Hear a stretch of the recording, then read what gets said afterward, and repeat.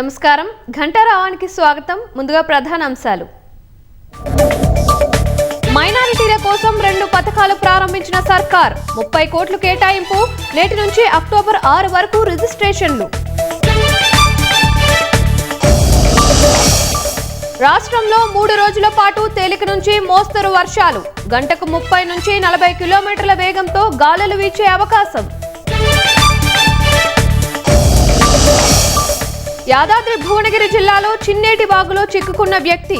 JCB సాయంతో రక్షించిన పోలీసులు, స్థానికులు.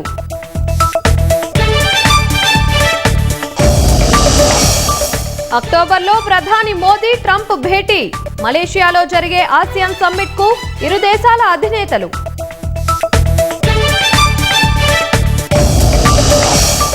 బాంబే హైకోర్టుకు మరోసారి బాంబు బెదిరింపులు. న్యాయస్థానం ప్రాంగణంలో బాంబు పెట్టినట్లు ఈమెయిల్.